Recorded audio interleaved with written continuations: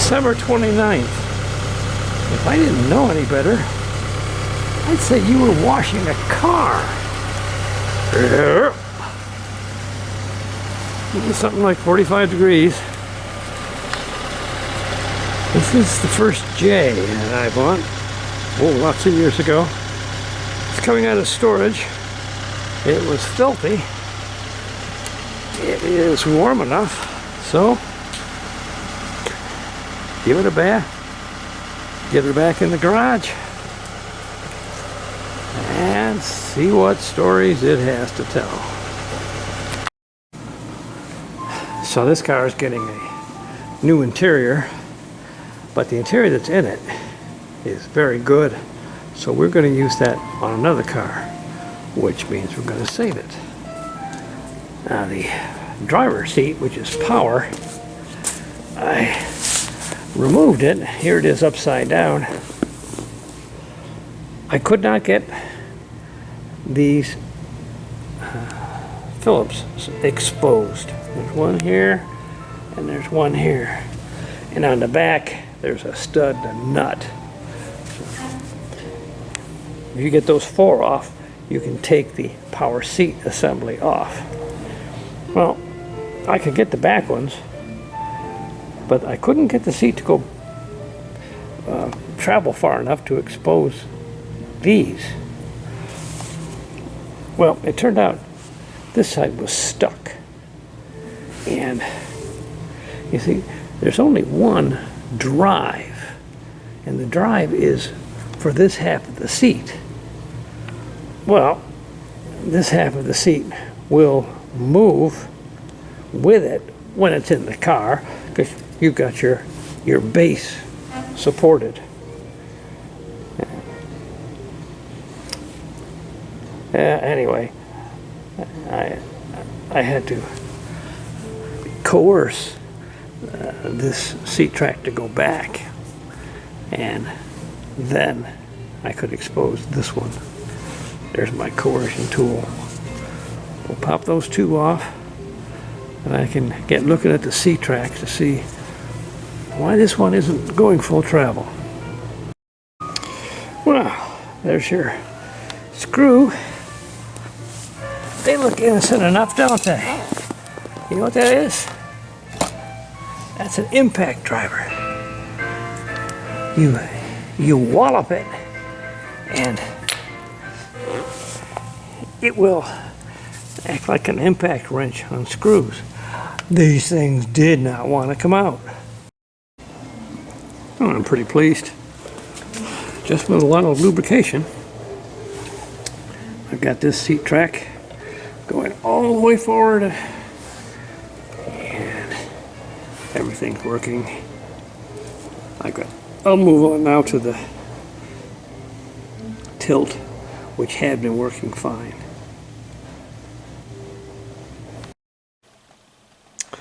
Here we have the center console removed. It's held on at the back with two nuts going into these brackets, and up front there's a bolt coming down from the radio with a 7/16 nut, and you've got some wiring for the console and the tachometer cable. Interesting what they did with these brackets. On this car, they're only held on with one screw, and they got a piece of wood shoved under it.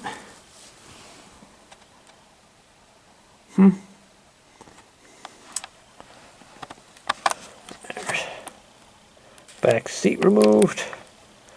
By the way, the lower back seat, they're captive in these hook deals, and sometimes they can be tough to get out. This one released over there, and this one was a hornswoggler. It wouldn't come. So one of the tricks is remove the rear seat upper portion. See that? There's a screw right there, and then there's one on the other side. They often don't get replaced when the seat back has been out. But 7/16, zip that one off, that one off. You can get to it because the lower cushion you can push down, and then you can raise the upper cushion. That means the lower cushion can now slide back, and sliding back is what you need in order to release from that.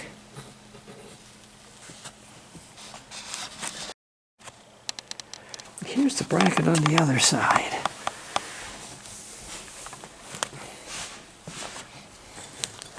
A little funky piece of wood wedged in there. Oh. And you know, that's the original carpet. You can see nobody's been in there before. I don't know. So here's the rear seats removed. They are in good enough shape that we will use them again on some other car. Console with the carpet sides removed.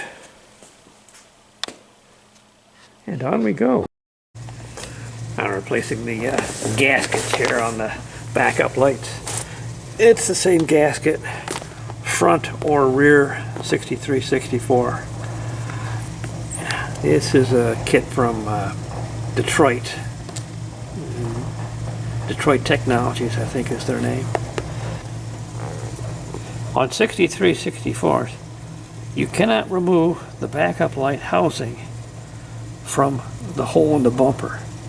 You also cannot wiggle it down and out because there's not enough room back in here to do that. You know, if you want to take these out, you actually have to loosen the bumper and pull it back. So I've scraped off the old gasket down there, and there's a black piece that runs along the bottom, and you get a new one in the kit. So this is the easy way to get it to stick. I just put a little bit of RTV on the back, and you can work the bottom of the housing out so it sticks out, then you can stick it on, and there, see what I mean? You can get enough of that backup light housing to stick out the bumper so you can work on this without having to try to work on it from below or down through. So I'll let that set up, and then I'll put in the main lead gasket and reassemble. Call her good. We've removed the rear carpet. It's pretty easy to do. You just take the sill plates up and she lifts right out. Front carpet is an entirely different story. I have run the vacuum through here. Good solid floors. There's the rear speaker wire, which shouldn't actually have that droop.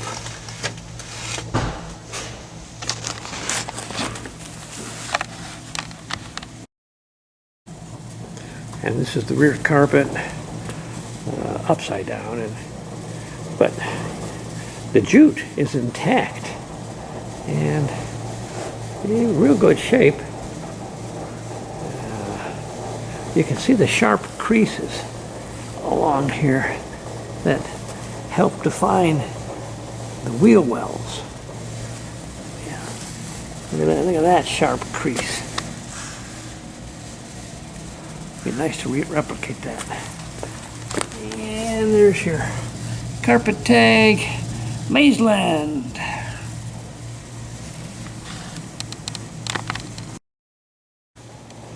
Always interesting what you find under carpets. That is a never installed R for the Chrysler. It's in real nice shape. See, there's no cut threads on the pin.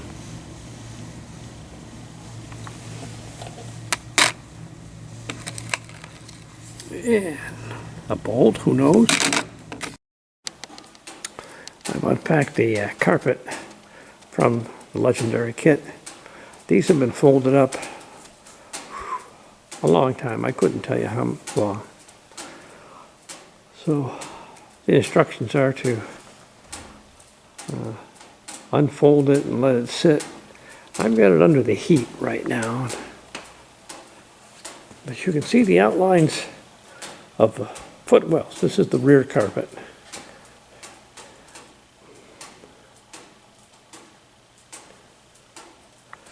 And this is the front. So they need some time just to sit and relax and pop back in the contours. So the screws coming off of this. Big long one, short, I bet it's wrong, short, I bet it's wrong. So, front carpet removed. I made notes about the positions of the heel plates, but I can tell they've been out before because there's too many holes.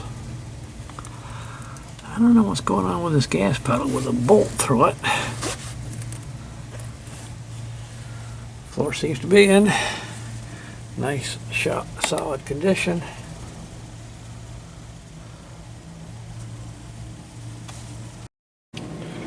Getting ready to install the front part of the carpet, which is the more difficult one. Remove that gas pedal pivot.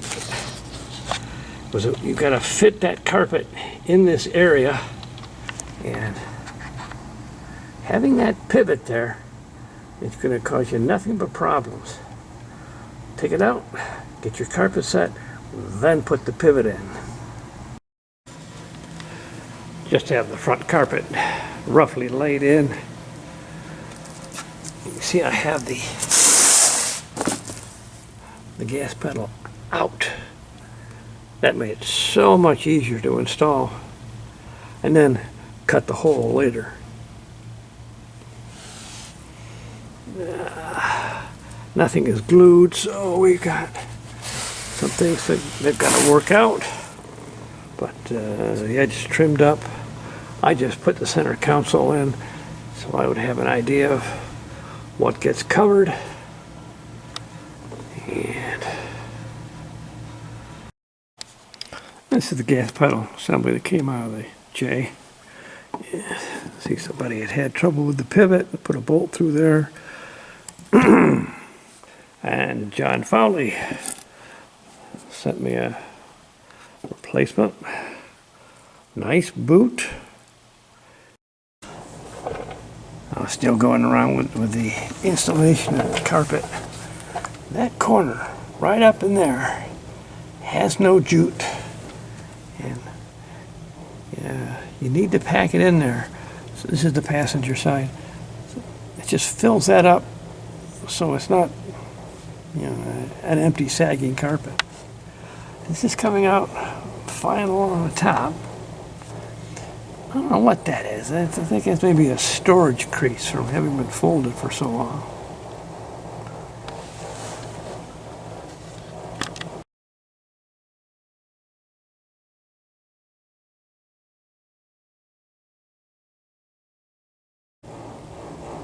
These are the new scissors that I'm using. Oh, they make life so much easier. Let's see. S-T-E-D-L, Stedel. I just did a Google for carpet shears, and these came up. I think Amazon. Oh, what a lifesaver! I've installed the console carpet. These seem to work better starting at the front and then getting the clips in towards the back. And I think it's because you don't have a lot of room to work up front. And these clips, they don't line up with the holes. So when you find one that doesn't, you got to look at it, and it's got those cross things. You got to turn them, and as you do that, they line up with the holes. Getting ready to install the new J rear seat. Something you want to do in preparation is put tape. There is a screw here and a screw head here.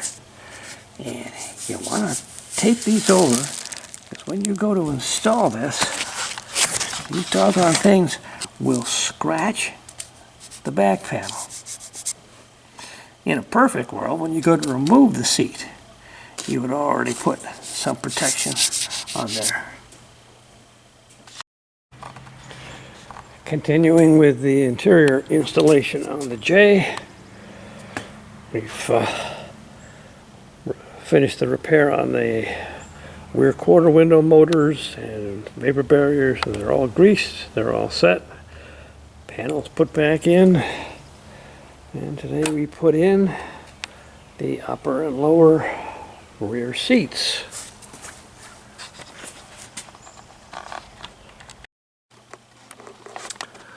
I'm pretty pleased with the fit of the carpet. It's got pretty good definition in the corners. If I had to do it again, I would order the carpet without the jute and make the job just that much better and that much easier. Have the passenger side buttoned up, door panel installed, lubricated. Check the switch, make sure up is up and down is down. Sill plates in, and this is a manual seat. So I put the seat tracks in first, and I put the cushion on top of that. Leave the seat tracks loose, because when you try to get those front two bolts, you need things to be able to do this and this in order for things to line up. Because once you get the seat bottom on there with its seat frame, that aligns those two tracks. So everything's tightened now. I still have the driver's side to play with,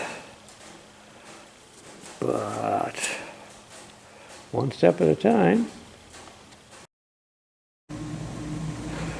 Working on the driver's side, sill plate in, all the screws bite, that's nice. Even the ones coming this way, they snag the carpet well. Power seat assembly in, and I remembered to put the plastic pieces on.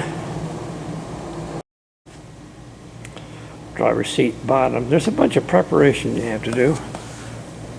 That's the new seat skirt, much easier to put on now than later. The chrome trim piece and the power seat switch. Now, I was surprised on this seat frame there were no holes for this switch, so I had to drill them. You would think Chrysler would just put holes, for everything, so that power seat cars wouldn't have to have special holes drilled. Now, this is not the seat frame that came out of it. This is a spare. That way I could have this one redone, take the parts off of the original, put them on. It's much easier that way. Reinstalling the seat bottom. Now, this trick is the same for either side, but back here the frame rails go into studs, and there's a 9/16 bolt, there's a 9/16 nut that you have to get onto that stud. Let's see if I can show you the channel.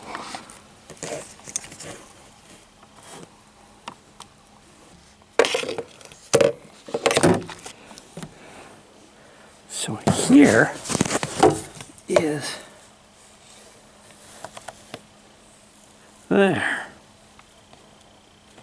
there is that nut that you're trying to get on. The access is really limited. And the way to do it is raise the seat with your hand up so that the stud is just getting into that rail. Then if you position the nut in here, it'll be flat and you have a much better chance of getting it to catch that first thread. And then just ratchet it on down. By the way, in order to get in that channel, you need one of these. You'll be sticking it in this way, and just lots of ratcheting. Don't tighten your 4 mounting screws in here because you're going to need to move things in order to catch your 4 bolt holes. You have to add the chrome. In this case, I transferred it from this one, and it's pretty easy because you can find this hole, and once you get that established, then that'll find your top hole, you know, similar to what you're looking at here. Well, long time in the works, but there's the black J. Interior installed. I got some seatbelt retractors coming.